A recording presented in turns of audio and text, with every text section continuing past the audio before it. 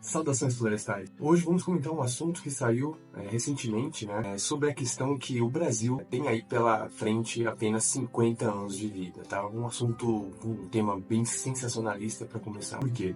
Esse assunto, né, surgiu primeiramente em vários meios de notícia e eles afirmam, nessa postagem, nessa notícia, que o assunto vem da NASA, que a NASA publicou isso, certo? Através de um estudo, uma análise. E assim, quando você procurar a fonte do estudo, você não encontra, já começa por aí, tá? Mas vamos supor que eles realmente fizeram isso. Tá, fizeram essa análise, que é bem possível, né? Por quê? Porque tem dados suficientes para isso, ok? Tem muitos estudos recentes aí. A história é que o Brasil será inabitável, certo?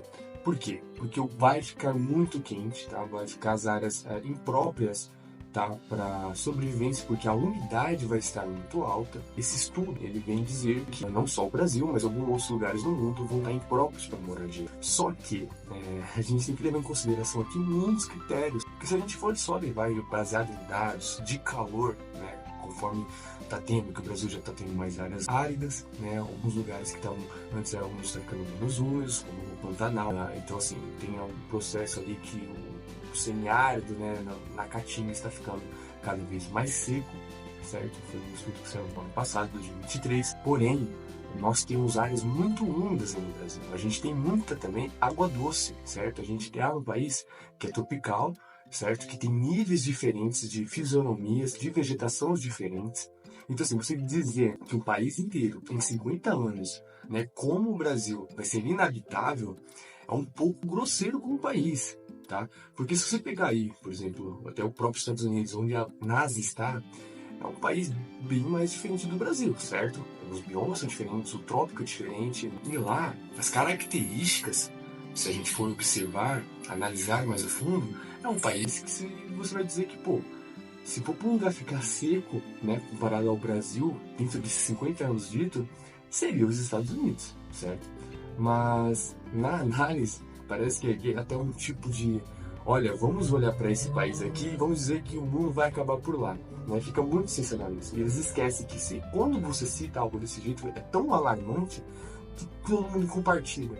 E na hora que você olha para isso, né, você assusta, porque você fala, pô, realmente 50 anos passa assim, ó, um piscar de olhos. O assunto em si, a gente tem que pegar e analisar de forma correta, né, separar o que é real e o que não é. O mundo está ficando mais quente? Sim, está, né? A gente tem aí as mudanças climáticas, né, o aquecimento global, as emissões de CO2 estão cada vez mais altas, certo? E a gente não está conseguindo frear isso.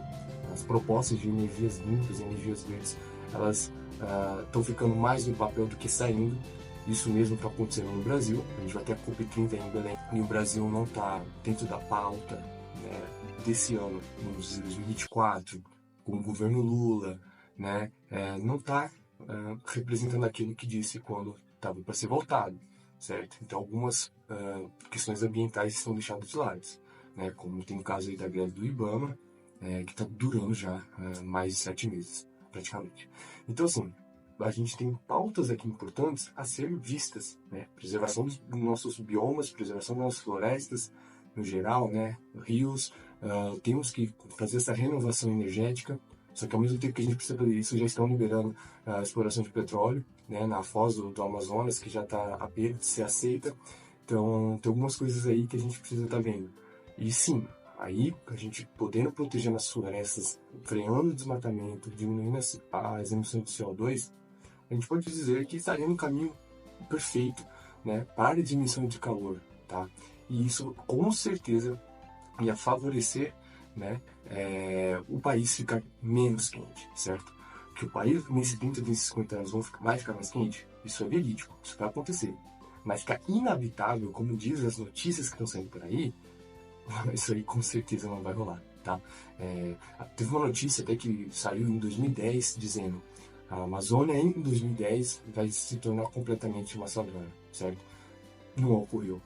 Está acontecendo a savanização da Amazônia? Sim, está, porque está tendo um desmatamento muito agressivo. E o solo da Amazônia, como já se sabe, ele é praticamente uma areia, só tem serrapilheira por cima. A gente tem aí critérios a ser avaliados com o desenvolvimento do meio ambiente, com a proteção, tá? Para a gente poder segurar a onda aí dos problemas de calor. Só que não é só no Brasil, a gente tem que fazer isso no mundo inteiro.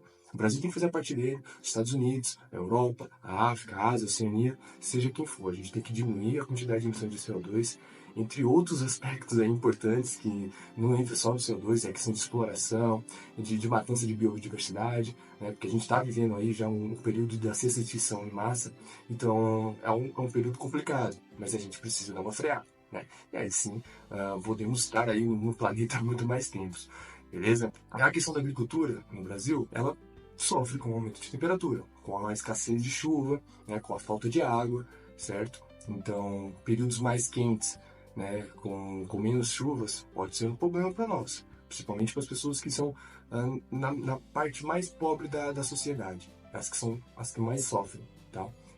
Porque os alimentos ficam mais caros, o emprego ele fica mais escasso, então, tem questões aí que realmente têm que ser estudadas, elaboradas, né? Criar umas proteções, porque senão a gente vai caminhar realmente em um país muito complicado. Ele não vai ser inabitável, mas para pessoas pobres, com certeza será. Porque as pessoas não têm condições de se alimentar e cuidar, certo? Então a gente precisa aí também favorecer, né, a agricultura familiar, que é muito importante, é quem realmente abastece muitas comunidades, muitas cidades, municípios pequenos, certo?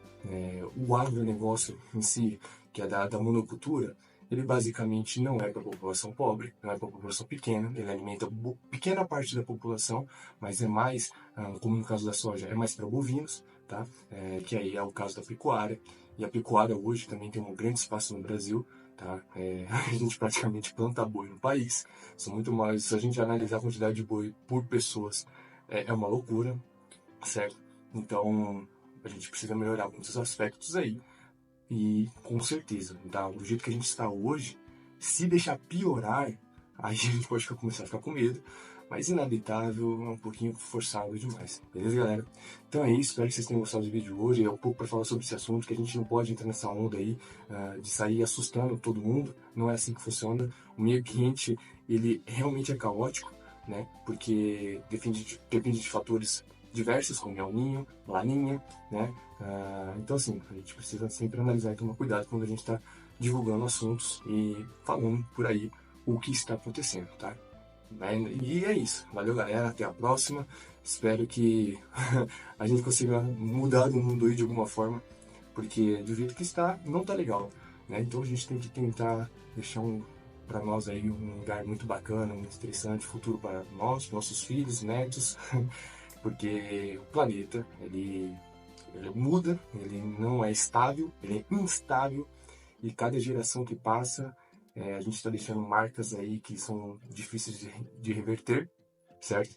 A gente precisa, sim, muito, mas muito mesmo, cuidar desse mundinho aqui, beleza? Por mais aí que talvez a gente no futuro vá, não, talvez não nós, né, nossos filhos ou bisnetos aí, vá morar em Marte, ou outro planeta, ou uma lua de Júpiter, vamos dizer assim, mas hoje a gente precisa proteger aqui.